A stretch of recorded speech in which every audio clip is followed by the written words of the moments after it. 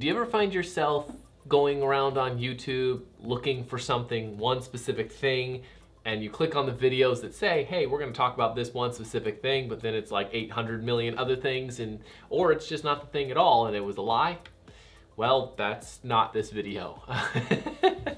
Today I'm gonna show you how to do a creative edit, that really nice brown, orangey kind of look that is really popular these days.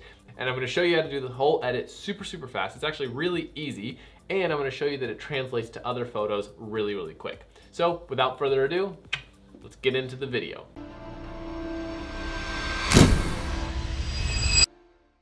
Will Simpson here, and welcome back to the channel. It's always good to see you. We're not gonna do much here. We're just gonna dive right into the photo and get started.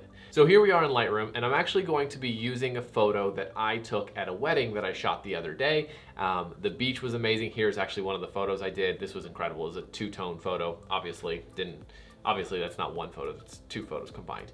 But this is the photo that we are going to be working with and what we are going to be creating today. Now, it's a very simple adjustment. So let's go ahead and reset this here. So we'll reset it, and this is our raw photo. This is straight out of camera. So the first thing we're gonna do is kind of clean up these people back here. So we're just going to use the healing brush. So then we're gonna remove this little red spot here. It might not work that well. By the way, if you are on the content aware fill, if you push and hold Option, you can draw a box for it to sample where it's getting data. Sometimes you have to do like a twofer on this one. It's not working. Okay, let's do this. Maybe this will work. Okay, I would do this in Photoshop. So for this video, we're not gonna bother with that. Go over here and remove this person. Screw it. I'm not even gonna bother with that. We're not even gonna worry about it. Okay, so the first thing, here's what we're gonna do. First thing we're gonna do is we're going to adjust the exposure. So first, let's raise it up a little bit. We're going to lower the highlights, get some details back. We're gonna lower the shadows. Then we're going to raise the whites up a little and raise the blacks up a little. And we're going to warm this photo up quite a bit. So we're gonna go to about here because it was golden hour, so we want that gold to shine through. Now, once that's done, we're gonna scroll down here and we're actually gonna lower the vibrance just a little bit to kind of soften the photo, dull it down a little, because we are going to get those nice brown tones and make it really pretty. So then we're going to close the basic panel. We're gonna go to your tone curve. Now this, we're gonna be using the point curve, not this crazy one that you can do all kinds of nonsense with. We're not gonna be messing with that one. We're just gonna be messing with the point curve, and we're just going to raise it from the blacks up. This gives you that really nice faded look, and you can push this way too far, or you can just make a nice little style on it. So we're gonna just raise it up, and then we're going to drag the shadows point, and we're gonna drag that down. So we get fade in the blacks, but our shadows are still deep. So it gives a really nice contrasty look.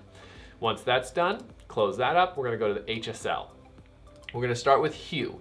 Now the easiest way to do this is to simply use the color selector tool here, and then just find the colors you wanna adjust and adjust them. In this case, we're just gonna adjust the greens here. So we're gonna click on her bouquet, and we're gonna slide this down until we get the greens to be kind of bleached out a little. So that looks pretty good. Notice how it just adjusted the yellows and the greens, and we can play around with the oranges. We can deepen them a little bit. We can do the reds a little bit. Each photo is different, so this is totally up to your style, but this will give you the starting point. Now, if you go to saturation, we're gonna lower the saturation. Just gonna click her leg here and just kind of lower that just a shade, not much at all. In fact, we're gonna raise that up because I don't wanna kill her color at all. There we go. Luminance, we wanna darken. So we're going to just darken the browns a little. We're going to make the yellow, let's see, let's do this. Let's do the yellows. Actually, I wanna lower the yellows to about -10, I think. And then the greens, we wanna lower that to about -10 or so, somewhere around there. Okay, good. That's looking good. So here's the before, and here is the after. Already very stylistic, absolutely loving it. Next, we're gonna go to the color grading. Now this allows you to adjust the colors in specific areas of the image. You can adjust the midtones, the shadows, and the highlights. So for this, we're going to add orangey tones, orange, red, yellow kind of tones to it. And think with what you're adjusting. So midtones, you're kind of adjusting the skin. Highlights is kind of the sky and the bright sand here, and the shadows are the blacks and the darks. So how do you want to add color to it? Well, for the midtones, Let's just start with the midtones here. We're gonna click this little circle and we can pull this all the way around and get all kinds of colors. The farther out to the edge of the circle you are, the more saturation. The closer into the center, the less the saturation you're adding. Now, if you find a color that you like, let's say right here between the orange and the red, if you press and hold Shift, you get a little line and you can adjust just the saturation. So I like that one right there. We're gonna add that little orangey glow there, and perfect. Now we're gonna go to the shadows. We wanna add something a little bit darker. So we're gonna go to the reds, and then we're gonna pull this back a little. We're gonna add just a shade, not much at all. Then we're gonna go to the highlights, which we're gonna add something a little brighter, so more yellow, and find what we like. I think that looks good there. You just play around with this until you like what you like. Good, that looks pretty good. So here's the before, after. It makes a big, big difference. But we're gonna balance this out a little. So go down to these sliders here, the blending, and you can just pull these back and forth and just see what they do. So for this one, I like to pull it this way. So let's say -20, or 20, I guess. And then for the balance, I think we're gonna go to about -35. No, there. And I think we need to adjust something here. I think we need to adjust the shadows. This is too red. Oh, geez. Good, we're just gonna put a little bit of color there. Yeah, that looks okay. Okay, good, that looks a little better. Now that we're done with that, the final thing you have to do just for the base edit is the calibration. Come down here, and this is where you really adjust your R, your reds, your G, your greens, and your Bs, your blue, your RGB. This tells Lightroom how to process the colors, so it adjusts the colors as a whole. Every red pixel looks like this. Every green pixel looks like this. Every blue pixel looks like this, no matter what color they are helping represent. I did a whole video on this. I'll actually link it in the description if you want to see that. But essentially, we're just going to lower the saturations of the red by 10, 12, sure, and the greens by 11. So this gives us just a little bit of color change. So here, before, after. See how it just takes a little bit of the orange out. Now, this is done. Before, after. This is a huge styled edit, but there are a few things that I like to do to make it pop a little bit more.